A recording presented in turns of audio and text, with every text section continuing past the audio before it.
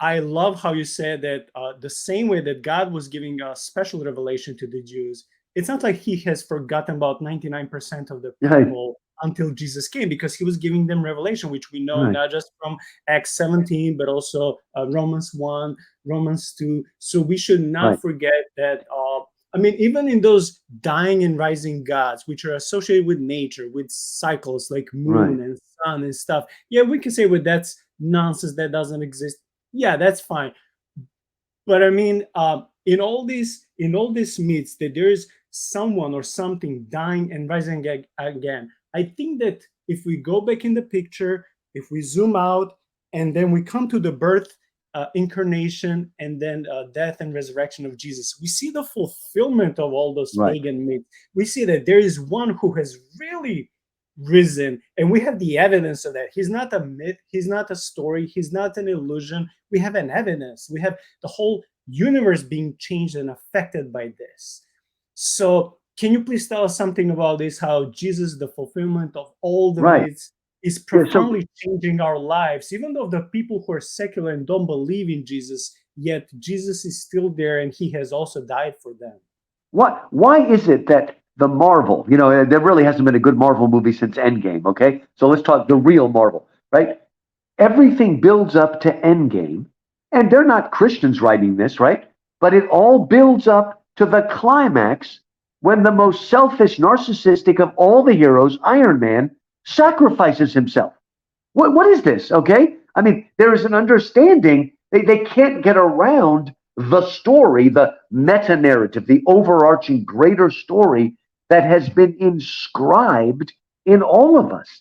We are storytelling and story listening animals. We gravitate towards story because we are part of a story. And let me share something that I think is going to be very important for your listeners. As Christians, right, if you're a conservative Christian like myself, there's always that debate. How old is the earth? Is it, 6,000 years old? Is it, 4 billion years old? Okay. How far back is Genesis? Whatever. Look, it's very difficult to date anything before Abraham. But you know what? Here's the thing. Even though God's work in human history obviously begins with Adam and Eve and the fall, the real beginning, when God is very directly entering into human history and preparing what will lead up to the first coming of Christ and eventually the second coming of Christ. That begins with Abraham. Okay, that is the beginning of God's very, very direct work in human history leading up to the Savior. And Abraham is about 2000 BC.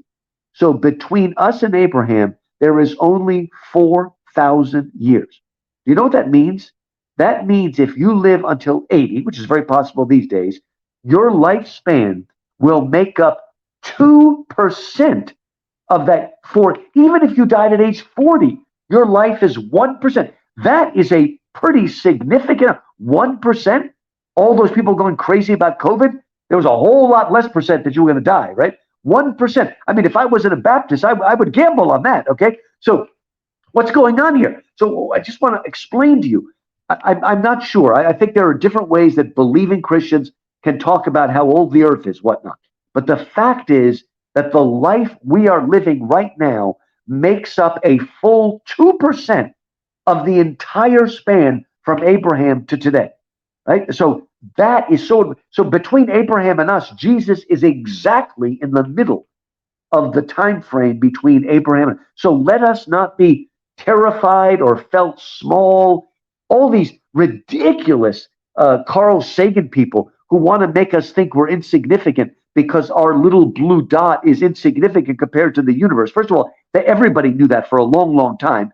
And only an idiot thinks that size is a marker of value. My daughter is just under 5'2".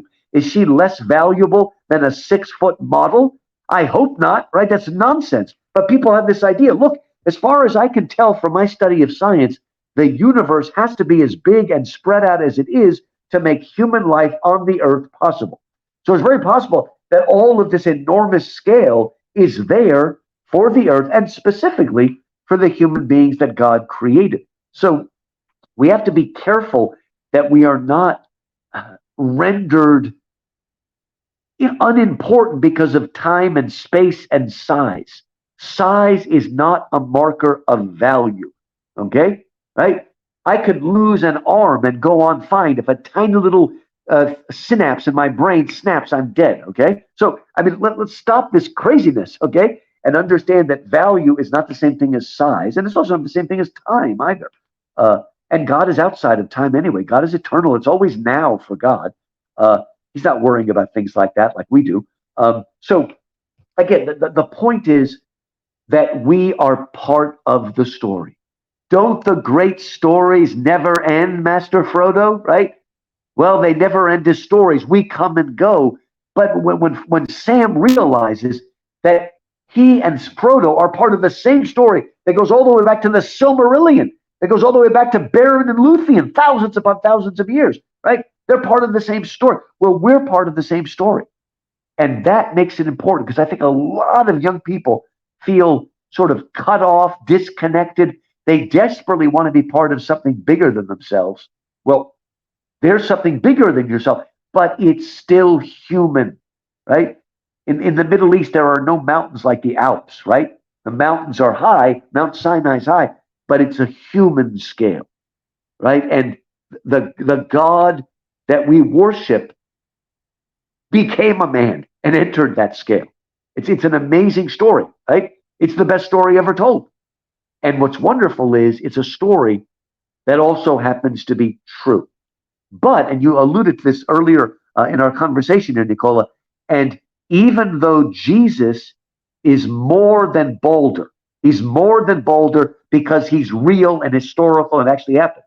But Lewis said, even though he's more than Boulder, he's not less than Boulder. What did he mean by that? What he meant by that is Jesus is real and historical, but he's still a myth in the sense that he appeals to our love for story, to our sense of wonder and awe, and all the reasons we keep reading the myths.